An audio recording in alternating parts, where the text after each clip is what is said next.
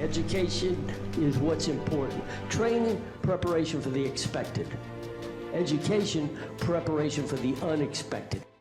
Good morning, Team Krulak community, and on behalf of Marine Corps University, the Marine Corps University Foundation, and the Krulak Center for Innovation and Future Warfare, welcome back to the Brewcast, our series designed to connect the worlds of the warfighter and PME with the best in innovative and creative thought. I'm your host, Major Ian Brown, Operations Officer at the Krulak Center. Before we begin, please remember that all opinions expressed here are those of the individual and do not necessarily reflect the views of the Krulak Center, Marine Corps University, the United States Marine Corps, or any other agency of the U.S. government.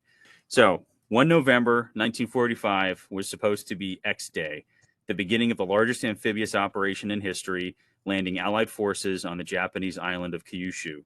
This would mark the start of Operation Downfall, the invasion of Japan's home islands, which Allied leaders expected would be necessary to ultimately end the Second World War.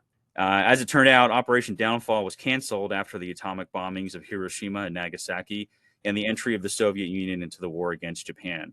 Yet, Operation Downfall was well into the detailed planning stages when World War II ended, and estimates of the invasion's possible outcomes expected casualty levels in the millions for all sides. To guide us through this case study today, we're pleased to welcome back Skip Crawley, who now has a three-peat appearance on the Brewcast, having previously taken our audience through the defense of Wake Island and the battle for Guadalcanal. Skip is a former infantry officer who lived expeditionary force in readiness. On 31 July 1990, 1st Battalion, 7th Marines was finishing up the summer package of Bridgeport. 15 days later, 1-7 was getting off of airplanes in Saudi Arabia. He was the platoon commander of Weapons Platoon, Alpha Company 1-7, and Desert Shield, Desert Storm was the highlight of his career. Skip has read a great deal of military history all his life and regularly publishes book reviews in the Marine Corps Gazette, the professional journal of the Marine Corps. So, Skip, welcome again to the Brewcast, and I'll turn it over to you. Thank you, Major Brown, for another opportunity to do this. I really appreciate what you, the Krulak Center, allow me to do this.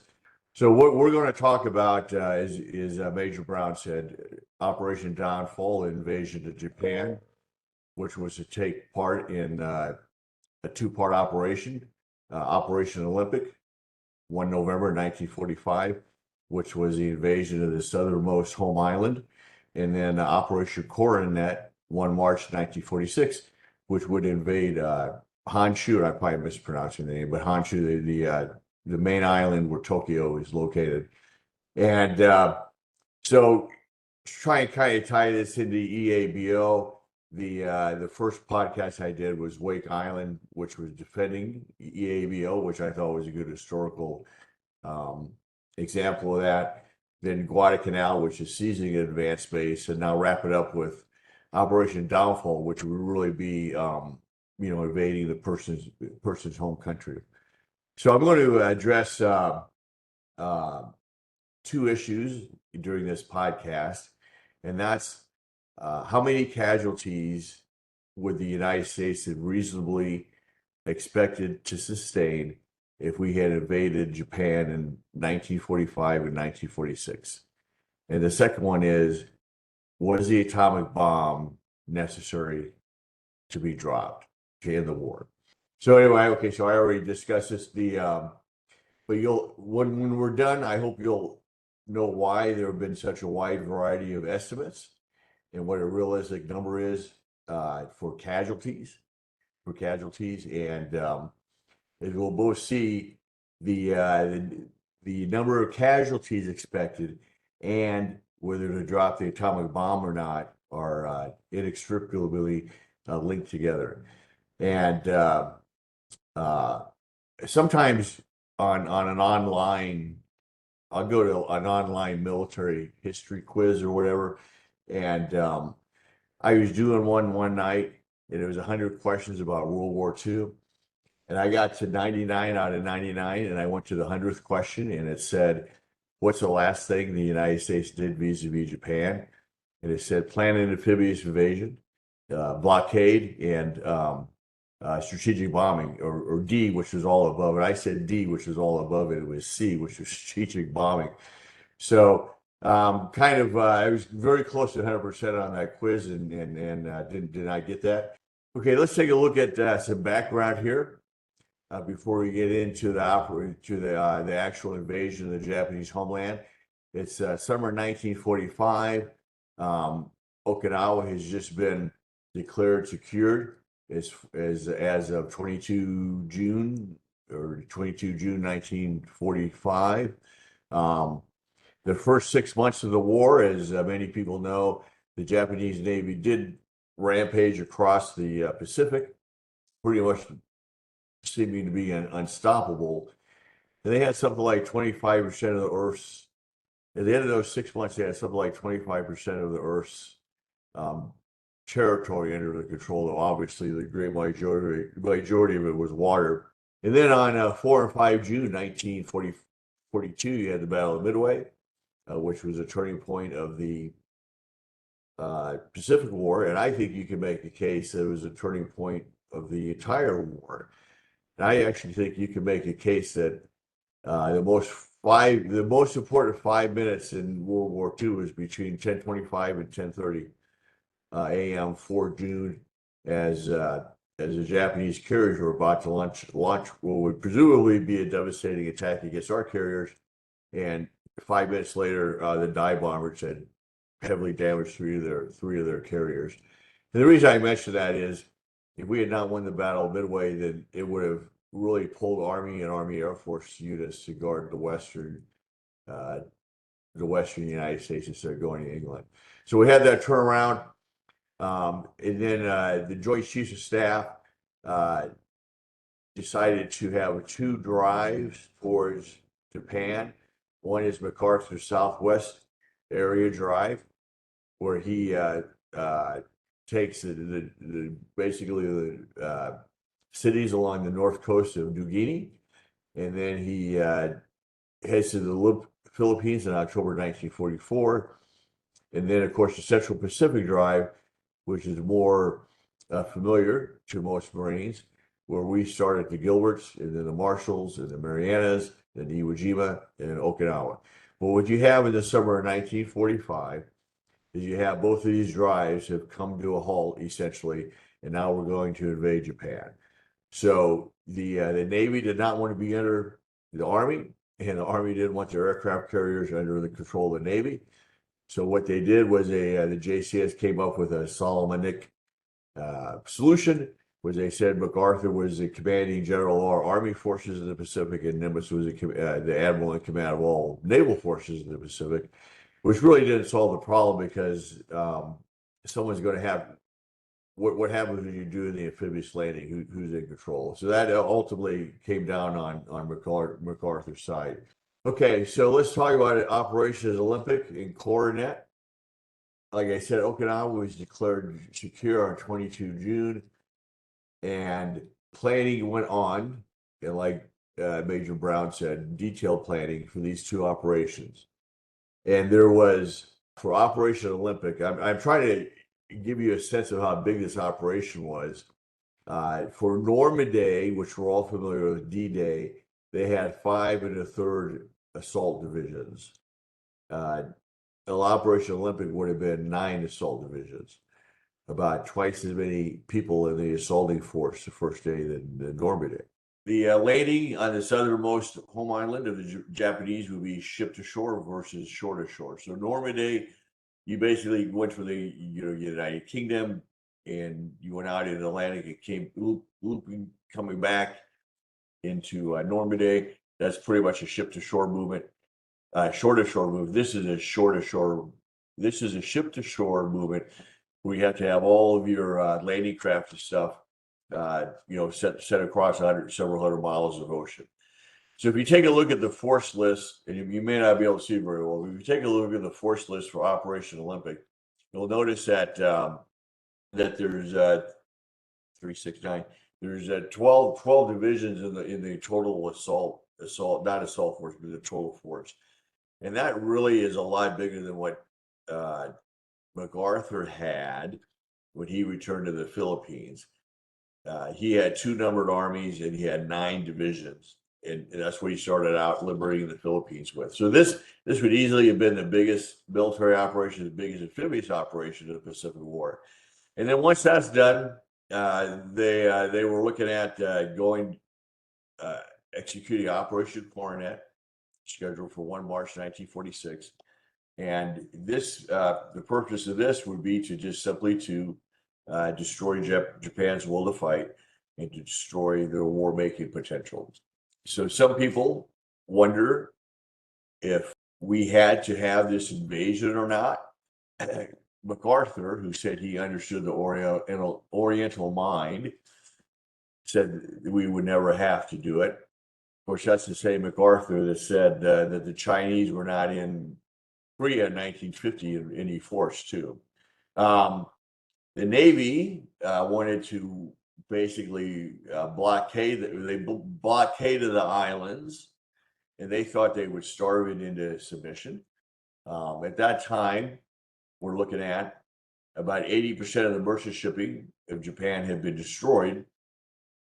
And I when I read that the first time, I thought, well, that's still 20%. That's still a lot of ships. What I didn't realize is most of that 20% were ships like 400, 500 tons that moved between the home islands, and some of them were not even motor powered; they were sail powered. So the Navy was able to harangue or convince LeMay, General Curtis LeMay of the Army Air Forces, to drop some mines in between the channels of the home islands, which they did not want to do, but they did it. And by this time, when we're talking about December 1945, some of the Japanese were on the verge of starvation. And then if you just take just one point I want to make about MacArthur, and this is I think this is very applicable to today. If you notice, for Operation Coronet, he's going to land 2 full armies on the island of Honshu. And you'll notice that there's nothing in between him and the army commanders, which would back then would have been called an army group, or today would be called a JFLC, Joint Forces Land Component Commander.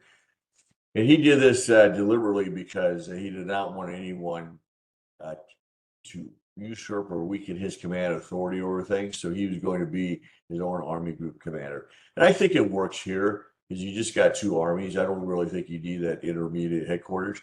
And if you kind of take a look at recent wars, usually they have a Joint Forces Land Component Commander, but they don't for the Army and the Marine Corps, but they don't have they have a Joint Forces Land Component Commander, but the Central Region Commander, whoever the combat commander is, maintains a great control over those assets. One thing I would like to mention, just to give you kind of an idea of just how much we were bringing to bear against Japan, is that for Operation Olympic, the 3rd and 5th fleets would have been separated for the first time. So when that started out in 1944, they had, if Halsey commanded it, it was a 3rd fleet. If Spruance commanded it, it was a 5th fleet. And now for the first time in the war, they'd have 2 separate fleets. We had enough aircraft carriers, enough battleships, enough cruisers, destroyers to be able to do that. Not only do you have the 21st Air Force under LeMay bombing the Japanese, but the 8th Air Force, which was famous for bombing Japan, they were on their way over. And you would have 1 or 2 tactical air forces bombing Japan. So you had a tremendous amount of force being applied to Japan. Okay, so let's discuss one of the 2 main points here of this morning: the estimated casualties. The first thing you need to understand when you read about the casualties, and let me just say here that I did do a book review for the Gazette for a book called Hell to Pay, and I'm actually quoting some of this stuff from that book review for that book, just to let you know that that I'm using stuff from one book review I published in the Gazette, which is their intellectual property now. So the first thing that you need to know is that a lot of people aren't precise in their terms. Casualties to me is killed, wounded, missing. But to some people, casualties is killed, and That's the first thing you need to understand. These different entities were not consistent in the way they use casualties, in the way they use the word casualty. So they might mean dead, or they might mean dead and wounded. So first of all, for example, the LA Times at one point said there'll be 500,000, 750,000, 1 million Americans killed. The War Department was saying 1.7 to 4.0 million wounded and 400,000, 800,000 killed.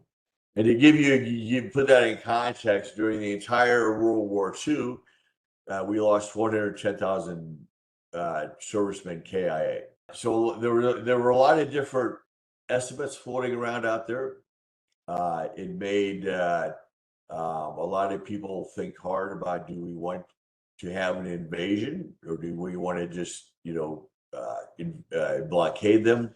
I don't think blockade would work, because the Japanese army generals who were in control did not give a rat's word about the people. So if the people are starving, they just don't care. I think the whole thing about we have a blockade and we'll surrender is kind of a Western construct, and I don't see the people doing an uprising or anything because they're starving. So the other thing they did was they used the casualty construct from Iwo Jima and Okinawa and applied it to Operation Corinth, Operation Olympic.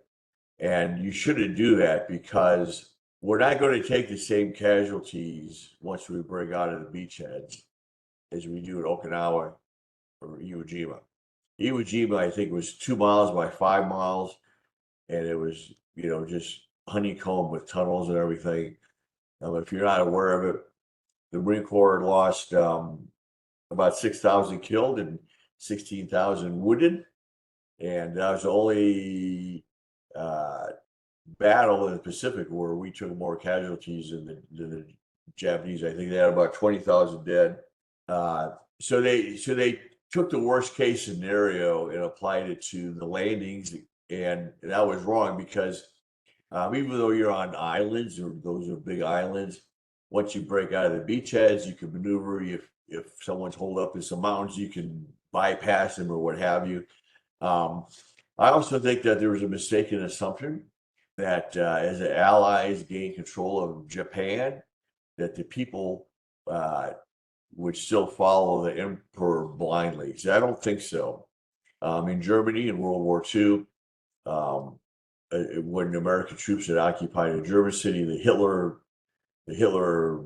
magic or whatever was broken, and people came to their senses. So I don't really see them doing that. One thing I would mention is people might be loyal to the emperor until the Americans or British show up and take control, and then I think a lot of the emperor worship is going to go down the drain. Okay, now the atomic bomb controversy. I put controversy in quotations because in August 1945, there was no, with a couple of exceptions, there was no controversy over whether we should drop the bomb or not. About the only people that did not want the atomic bomb dropped were about 100 scientists, engineers who worked for Project Manhattan, the Manhattan Project. And they tried to get a letter to FDR, but it was never delivered. And what they wanted to say is we should not use bomb on Japan, though they had no problem wanting to nuke Hitler in his lair at Berlin, and I don't fault them for that, wanting to nuke Hitler, but they were overlooking the fact that the Japanese brought this on themselves. You got the Bataan Death March and such, and then there were some people that did not think it would work. Fleet Admiral William Leahy, Chief of Staff to FDR, and not Chief of Staff as we understand it, Chief of Staff in the White House, say, but more like a proto-chairman of the Joint Chiefs of Staff. He said, "I'm an expert in ordnance, and I'm telling you it won't work." Well, it worked. So you must not be that much of a expert in ordnance. President Truman, as is well known, said he would have been impeached if he had not used the atomic bomb to end the war. And you have to understand that back then, and for a couple of years after World War II, atomic energy and the atomic bomb were pretty popular. A lot of people saw the atomic bomb as just a bigger bomb than a conventional bomb. They did not have a good idea of how of the radioactive fallout. Several years ago, I read a book about Operation Crossroads, which was where they dropped an atomic bomb in the Bikini Atoll in 1946, and they had a bunch of ships in a circle around the middle, and they dropped the bomb, and then they exploded one under the water, and then there's pictures, literally pictures of sailors in t-shirts and dungarees and mops and hoses washing down the radioactive dust on the ships, not having any idea how that's going to affect them. No personal protective gear at all. And at one point, people thought nuclear energy would be so cheap that you wouldn't have to pay for it. And there was even talk about using a bomb to blast out a new canal across the isthmus to either replace or to complement the Panama Canal. It was interesting to note that in reading that book about Crossroads, is in that time frame, if you were a hostess at a dinner party and you could get a hold of a nuclear physicist to attend your dinner party, I mean, that really pushed you up the social ladder. So there were a few times for a while where people thought of the atomic bomb as just a bigger bomb. I can tell you the last 5 years, 1955 to 1960, in the Army, in the majors and the Command and General Staff College were planning on and doing exercises with atomic bombs. What would happen in Europe? It's only about after that people really stood up and said, "Oh wait, the atomic bomb, that's a completely different kind of bomb and different kind of bomb and something that isn't the same as a conventional bomb." Now, one thing people will say as to why we did not need to drop the bomb is they'll say the Japanese diplomats put peace feelers out. And that's true, but the terms that the Japanese were offering were unrealistic.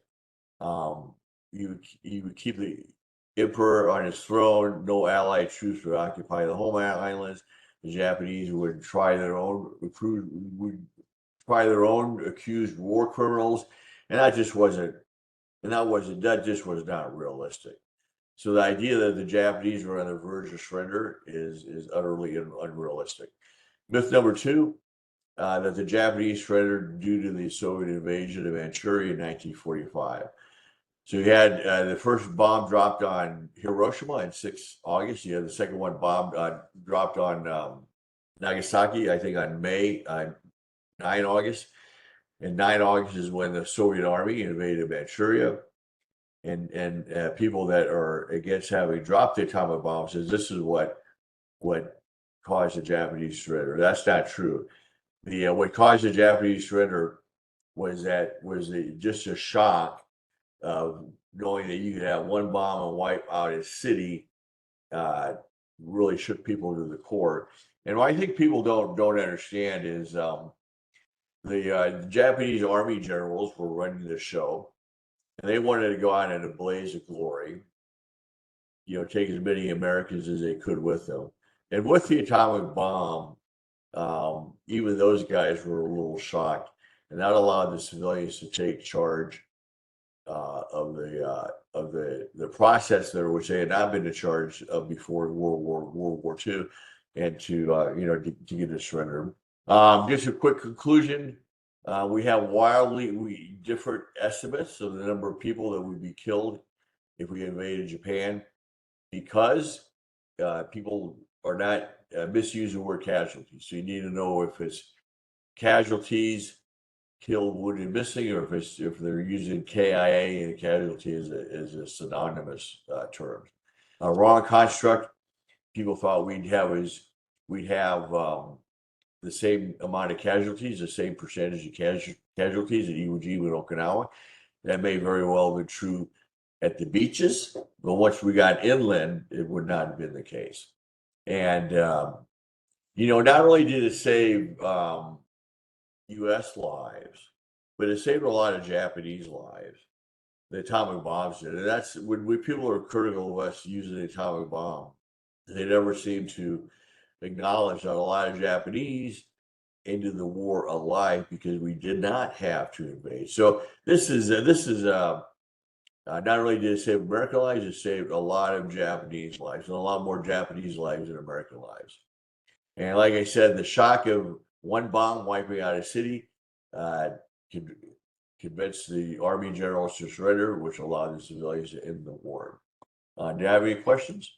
All right, great. Thanks, Skip. I'm just gonna leave the last slide up for a second, because there's a number of sort of more contemporary sources on Operation Downfall, and you've got one of them up there right now, Hell to Pay, which I read. I think I picked that up, I don't know, a couple of years ago, just to sort of get myself up to date on the latest scholarship. And I would highly recommend it to audience members who want to get into details in the sort of the decision-making side for the American, both political and military leadership, because it digs into a lot of the Imperial Japanese military archives, if I remember, and it provides a lot of context for what the U.S. leadership was looking at. I remember one thing that's really struck me was that the Japanese forces on the home islands actually had a pretty strong amount of military material saved up. They had lost the ability to project force, sort of beyond their home territory, but on those islands themselves, they still had they had kamikaze boats, they had kamikaze planes, they had a lot of firepower ready that they could use. And it was all going to be targeted at those landing beaches because, they knew where the landings could happen. It was not going to be an operational surprise where that was going to go. I think the book was also really good in highlighting on the Japanese side that even if I remember correctly, and you can correct me if I'm wrong, because it has been a couple of years, but even after the second atomic bomb was dropped, there were military hardliners who still tried to actively undermine the surrender process because they wanted, like you said, they wanted to go out in a blaze of glory. They would much rather have done that than accept the terms of surrender. And if I recall, there was actually some political violence that they tried at the very end to stop that. Yeah, there were a group of lieutenant colonels, young Turks, who were trying to get their hands on that recording that Hirohito had made and destroyed it, and probably killed him too. So yeah, but fortunately, I think the senior guys fell in the line after the atomic bomb. Yeah, I mean, ultimately, at the end of the day, they did surrender shortly after that. So the hardliners didn't get their way in the end. So to the audience, go ahead and start throwing your questions into the chat. There was one item, Skip, if you could comment on it, which I also recall from the book, though, and it's something that has periodically popped up in news headlines in the last several years. But it talks about like the Purple Heart medals that were manufactured in anticipation of the invasion of Japan. And one of the sort of parallel arguments for how many casualties were expected was the volume of Purple Heart medals that were manufactured. And I don't know, this may be a myth or fact, but if you comment, like, we're still using those medals today, that they're still being disseminated because they just made so many, because they thought there would be so many casualties. That's correct. And 500,000 seem to be the of casualties, including KIA, seem to be the number that kind of coalesced. That was a realistic number, and people were being told that in the military. And as you said, they did have 500,000 Purple Hearts, and those are still being used today. Yeah. So when I read that, I mean, that staggered me in terms of the amount of wounded and dead they expected, because there were a lot of wars after World War II where we were giving out Purple Heart medals. Right. Korea and Vietnam especially, pretty casualty intensive on the U.S. side, but we're still handing out those older medals today. Okay, so audience, a couple things coming in first. So one audience member asking if you could comment on what the reaction to the Soviets or Soviet reaction to the dropping of the atomic bombs were, and what impact it had on their thinking for, I guess, one, immediately for the invasion, but two, potentially for post-war considerations. No, that's a very good question, and it has a very simple answer, which is the Soviets moved up their invasion of Manchuria to 9 August, and they did that because they wanted to get as much hands as they, get as much territory in their very little hands as they could before the war ended. So they weren't planning on invading Manchuria for a couple of weeks or whatever. And then when the atomic bomb, the first bomb was dropped, they put it in gear and overnight get, invaded. I'm hoping I'm articulating this well. Um, they pushed up their invasion plans because they wanted to get as much territory as possible before the war ended, and specifically they were hoping to actually, I think, take the northernmost home island so that they could have a divided Allied presence like they had in Berlin. Does that answer the question? Yeah, I think it does, and I think also, if I'm remembering, they were able to get a couple of the sort of the very northernmost, not really home islands, but Oh, a couple of pieces of rock basically, but it's still a point of contention today, if I remember. I think it's the Kurile Islands where they occupied it, and the Soviet Union not here anymore. Now it's the Russian Federation, but they still have control of those islands from that sort of end of operations at the end of World War II. well, they cut through the Japanese like a hot butter, or like a hot knife cutting through, butter. They had fought the Germans, and fighting the Japanese army was, the second league. But something that occurred to me, Ian, as you were talking, was, but they had no real amphibious experience. So you get to the Pacific Ocean in Manchuria, then how do you see those islands? So Another question for you that I got was, looking back at the U.S. planning for it, I kind of note, and again, it's been a while since I've read through the book, but looking at your notes here, it seemed like this was going to be essentially an American operation. Is that accurate? Or was there any role intended to be given? So, outside of the Soviets entering the war, they were obviously not on board yet as part of the planning.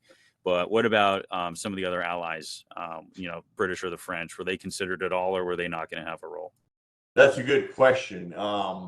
At one of the last, Fleet Admiral Ernest King, Chief of Naval Operations / Commander Chief U.S. Fleet, did not want the British having anything to do with the war in the Pacific in 1945. Churchill wanted to send some carriers, a fleet to help, and King wanted nothing at all to do with them. And he used the excuse of logistics and different operating procedures. And Churchill wasn't having any of it. And he pushed Roosevelt, and Roosevelt ordered him to let the British operate with our fleet, the last few months of the war. So my sense is I would not want the British fleet under my command there because everyone thinks because they had armored flight decks that they were, super carriers or whatever. Those carriers carried half as many planes as our carriers, and they were not used to multi-carrier task force task group operations. So King suggested they go down to Borneo or someplace like that and use them, and Churchill said no. And then the same thing with the ground side. MacArthur didn't want any troops because MacArthur, as many of you know, is a one-man show. And I kind of alluded to that with him not coming up with an army group commander. MacArthur didn't even want people like Patton or Bradley or Ridgway in his theater because he was afraid they'd take the spotlight from him. So he didn't want any Allied troops either, but he was forced to take at least a Commonwealth Corps made up of British, Australians, extra. I think that would have been an Operation Hornet. But my thing with King is I wonder how much of it was, he entered the Navy in like 1900 or something. I wonder how much of it was a legitimate concern on his part that we were just light years ahead of them in carrier operations, and how much of it was that he was able to thumb his nose at the Royal Navy now that he was top dog, that we were top dog. Never read that, but that's my sense. That's part of it. Did that answer the question? I want to make sure I answer the question here. Yeah, no, I think it does, and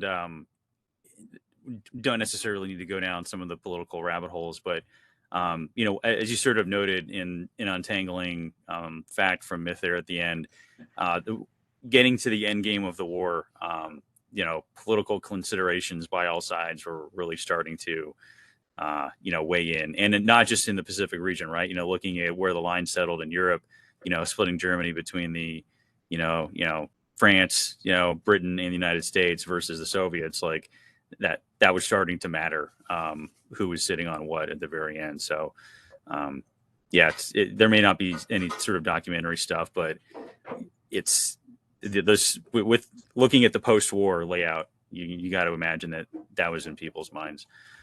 Looking at, I got a question for you in terms of the logistical support here, and if you could maybe expand a little bit on kind of, despite having, taking Okinawa by this summertime and getting a toehold pretty close, some like the difference between the ship to shore or shore to shore.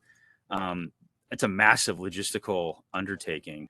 Was there a sense that even with like the 1 November X day timeline, would the movement of supplies and troops there, would that have, do you think that would have been executed on timeline, or could that potentially have been delayed, absent the dropping of the atomic bomb, with potential impacts to Japanese defense forces being able to further harden their positions on the islands?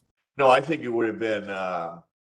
I think it would have been on time. I have no sense that logistics or a lack of ships or what have you would have delayed it.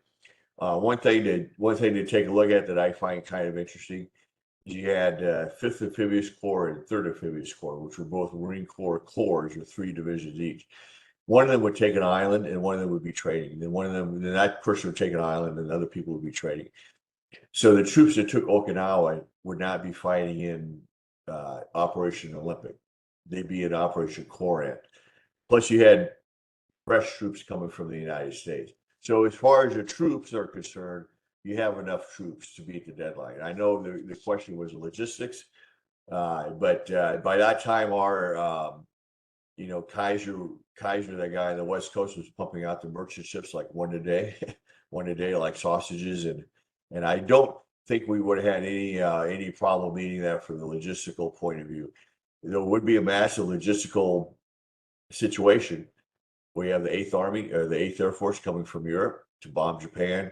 You have 21st Air Force. You have 2 numbered fleets. Hundreds of thousands of troops. But it is my sense, my opinion, that logistics there was no concern about being able to make the timeline as far as logistics. All right, great. Thanks, Skip. Okay, well, I've kind of run through my questions here, and not seeing anything else in the chat. So I can go ahead and, don't need to stay here for an hour if you don't need to stay here for an hour. So any final thoughts or comments you'd like to share with us before we close out? Yeah, one thing I would say is when you look at history, you need to really look at it as the people back then look at things and not apply today's modern sensibilities. I'm in a sling, so I can only do one thing. But I'm applying today's modern sensibilities to yesterday. So the atomic bomb is ground zero for one of those controversies, and some people think it makes us evil and all that. But if you go back in August 6, 1945, I think pretty much everybody but the Japanese and the Soviets were happy that we used the atomic bomb. So I would just say that be careful in what you read on the internet and in books, and be careful to make sure that the author is looking at things the way they were back in the past and not applying today's morals or what have you to what happened 50 years ago, if that makes sense. But that's all I'd say. Yeah. Yeah, no, appreciate that. And, to reinforce the importance of reading, good, well-documented scholarly works. That's why I think the Hell to Pay book has really done a great service in the discussion of, what decision makers were, what information they were looking at the end of the war, and getting into, archival holdings that lay out that information that, were not necessarily available in the past few decades when people were writing about, what we should have done at the end of the war. But that particular book has, I think, done a great service in laying out more of the information to understand why people were doing the things they do. And I'd also throw out, I think shortly before that, there was another book called Downfall, if I recall, and I was looking at my bookshelf real quick, but I believe it's by Richard Frank, who also wrote probably the most authoritative volume on the Battle of Guadalcanal. He wrote a shorter volume on Operation Downfall.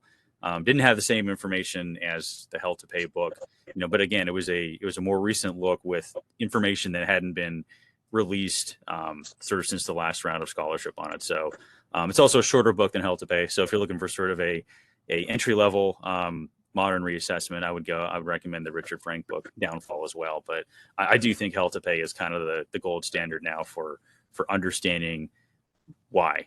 Right. And understanding the information people had at the time that fed into that.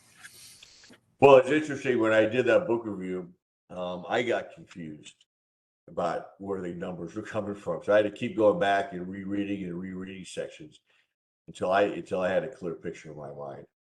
And you can only imagine what people back then, or even people now that don't know the background, they don't know where the numbers come from. So. Yeah. Okay, great. Well, Skip, again, thank you very much for your time. We've got I've now got a trilogy of your work here on the Brewcast. So I think it's great to look back at historical case studies and see what lessons we can sort of take from them today, as well as, even if there's maybe not a direct line lesson, U.S. is not looking right now at, using atomic weapons in military conflict, but just getting back in the shoes of people back then and understanding, the very hard problems that they had to grapple with, problems. It's very hard for us to understand that today. So great to have you on, like a three-peat, like I said. We'll have this one posted here shortly, although I may have to wait another day or so because we're doing another Brewcast tomorrow. So for those in our audience who can join us for back-to-back episodes, we have our own director, Brigadier General Valerie Jackson, who's going to be coming on. And she'll be dialing in direct from Horn of Africa, where she's currently deployed as the Deputy Commanding General for Combined Joint Task Force, Horn of Africa. And she's going to give us some insights on the valuable work that the soldiers, sailors, airmen, and Marines of the Combined Joint Task Force are currently doing in the region to support African partners and allies, as well as strengthen strategic influence of the United States against global competitors who are very much present in Africa alongside the task force as well. So hope you can all join us then. And we also have a very aggressive Brewcast schedule coming up the next few weeks. So just make sure you're following us on all our channels and email distribution to stay up to date on that. So again, Skip, thank you. To our audience, thank you. And we'll see you for the next episode. Thanks for joining us. As always, we depend on support and feedback from the Team Krulak community to constantly improve our offerings and reach a wider audience. So if you have feedback on this episode, please take a moment to fill out the survey linked in the show notes to help us do better. Also, if you enjoyed this episode, please hit the like button and subscribe to our channel on YouTube, or leave us a review on the podcast app of your choice. It truly does help us reach a wider audience. Thank you as always for your support, and we'll see you on the next episode. Education is what's important. Training, preparation for the expected. Education, preparation for the unexpected.